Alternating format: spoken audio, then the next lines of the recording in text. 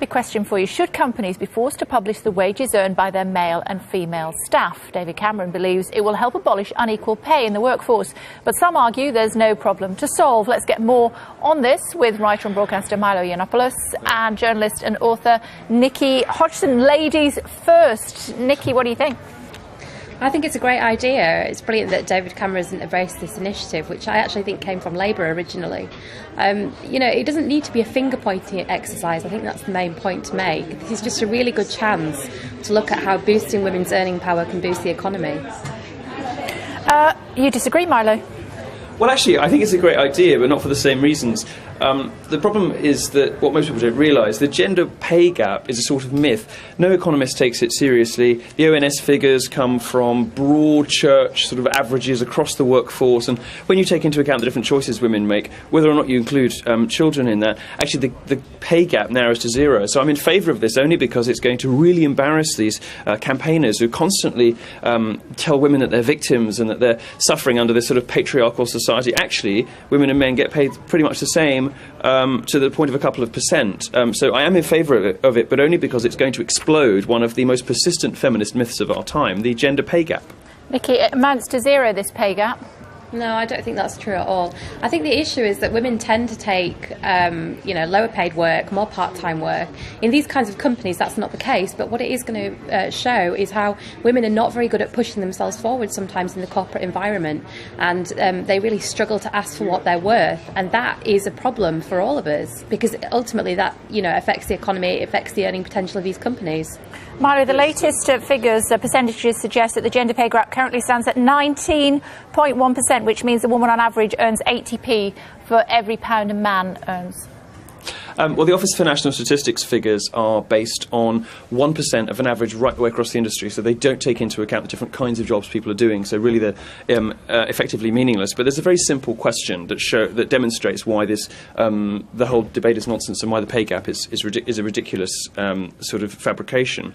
And it's this: if women are doing the same work for less money, why aren't companies full of women? Why aren't employers going out actively seeking women? Well, they don't, and they don't for some of the same reasons that women take different sorts of roles and different part-time roles. Women don't work as long hours as men do, even if they don't have children. They take longer holidays. They don't make as much money for their firms. They don't work the same overtime. So we can't really expect them to be compensated the same as men when they don't work as hard. Now, that's not, I don't mean that to sound, unkind about women. Women simply have different priorities in life. Most women want a more balanced life. They want time with their family. They want to do hobbies. They want more time away on holiday. They don't want to put in the work that those sort of obsessive, aggressive, sort of goal-oriented male professions sometimes demand. The law, for example. Women just aren't really interested in devoting their whole life to work in that way. And the very broad brush figures from the ONS simply reflect that. What they don't show is that a woman going to the workplace is going to be paid less than a man for the same. In fact, under the age of 35 in the UK and the US, women are paid more in the same sorts of roles, and they're 2 to 1 more likely to get jobs in science and maths because employers are so desperate to hire women. Nikki's not generalising at all there about how hard women work. No, exactly. I think there's hundreds of women that won't be watching this programme because they're too busy working in order to argue with that point. I don't think that's true at all. What we really have is a social problem, a problem where we expect women to take the burden of family care, to care for elder relatives, and so as a result they often end up working less hard, as Milo puts it, because what they're doing is they're working second shifts, third shifts, caring for other people.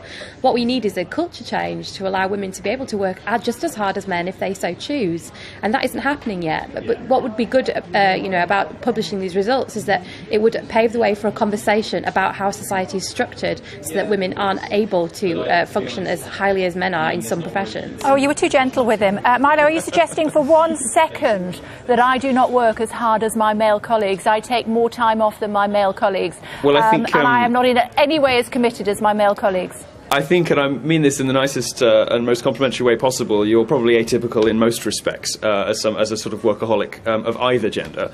You're probably not typical of women. You're probably not typical of anyone in the kind of work that you do. What I'm talking about is not, bashing women for not putting in the hours. What I'm saying is, in general, women look for different things from life. So they look to fulfill themselves to flourish in slightly different ways. And of course, if you look at the end statistics about pay, they're going to reflect that. That's not necessarily a problem. Now, when people lose the economic argument, they always switch to the social argument, as your other guest just did. And unfortunately, the problem is that a lot of this is underpinned by this sort of constant victimhood complex that women are encouraged to buy into. They're given this victimhood script about, whether it's rape culture on campus or pay under the average, under the male average. And most of it's based on ridiculous sort of social science studies that don't stand up to the most basic scrutiny. Most of it simply isn't true. And I think the majority of women don't want to be patronised, don't want to be given special privileges, don't want to be given special dispensation. They want to go out to the workplace, be paid what they're worth. And, of course, if they want to raise a family, they're not going to get to be CEO or not going to get to, to be a partner in a law firm. You can't have it all. You can't do all of these things. And what really sort of frustrates me, and I think frustrates a lot of ordinary women who, find these sorts of debates a bit dull and a bit mystifying, is that there's some sort of somehow implication always behind the scenes that being, that motherhood is a bad thing, and that it's a bad thing for a woman to aspire to raise a family and to be a mother. Actually, it's sort of one of the most extraordinary things that anybody can accomplish and anybody can do. But there's this sort of assumption that, well, if you do that, then we've got to make sort of special dispensation when you go back to work and pay you more and give you all these benefits and whatever, rather than celebrating the unique things that women can do in society that men can't. You started off that answer, Nikki, by trying to compliment me and take the wind out of my sails. You have a go. Absolutely. I've got no time for that argument whatsoever. Women want to do many varied and amazing things for their lives. Motherhood might be part of that. But, again, if that's such a wonderful thing to do, why are men not bending over backwards to take time off to raise their children? They're not, because the culture is not set up to encourage men to share the load of care. Women, even when they're married and working, do more domestic chores than men do. We've seen these surveys time and time again, and I think it's really insulting to say that women, might not be as inclined to work as hard or want different things from life. There are plenty of women who are hugely ambitious. Just look at the number of graduates that we have now. Women are outstripping men. They're getting better degrees. What we haven't seen yet is culture change to accommodate and to reflect that. And I think the other thing is that it tends to be older women often that are also in part-time work positions, but we shouldn't just leave them to flounder. They're often picking up care bills for elderly parents as well as looking after children and the rest of their families. So, I just think Milo's argument is ridiculous that women, shouldn't be paid as much because they want other things from life. OK, Milo, we've been given more time, so you're going to have to work even harder. It's more than 40 years since the Equal Pay Act, and yet still it is a fact that women do not earn as much as men. No, I'm sorry, it's not a fact. You can only say that if you take broad brush averages across all industries and all genders, and you can say the amount of money going to women is a bit less. It's not. I mean, for one thing, it's illegal to pay a woman less than a man for the same work. Interrupt him, Nikki. Go on. No, it's illegal to pay a woman. If that's the case, then when these results are published, they won't reveal anything. They won't reveal any difference, but they're going to. That's the point. The whole reason David Cameron is encouraging it. I want them to be published because what they're going to show is that at all stages, all else being equal, the genders are paid the same. Or even what they might show, you're saying the culture hasn't changed. I think your argument's 20 years out of date. The culture has changed, which is precisely why there are more women going to university, more women graduate from university, they're getting higher grades, they're 2-to-1 favoured when they go for job applications, particularly in science and technology, and they're paid more, depending on whose figures you believe, up to the age of 30, 35 or 39, it's probably about 35, women are paid more than men. But so whatever gender pay gap you're talking about has already been fixed. But it hasn't. So the good news for you is that there isn't a problem anymore, although there used to be, and that if we do release these figures, which I'm very excited about, they're going to prove me right. So I guess we'll have to wait and see.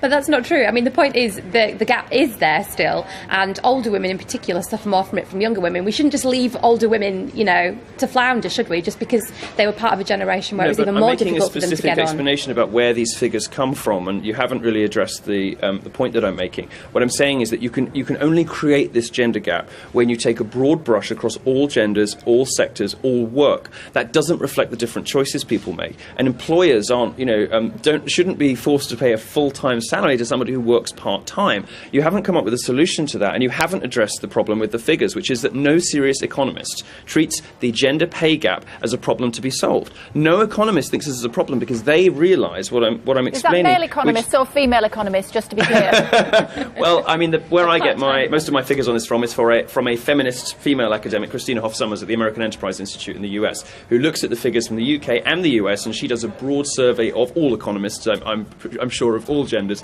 But my source for this sort of stuff is generally Christina Hoff Sommers. So she is a female feminist academic who is mystified that this is this sort of feminist myth that won't die. Good for her. Nikki, final thought to you. I just think that we need to see the figures published, because then we can start analysing the data. You know, publishing the numbers without any analysis of it is obviously going to be a waste of time and no use. But I think David Cameron should be applauded actually for this move. We can agree on that much. OK. You've both worked equally hard. Both of you submit your invoices. You both get paid the same. Thanks very much indeed for joining us here on Sky News this afternoon. Thank you. Lots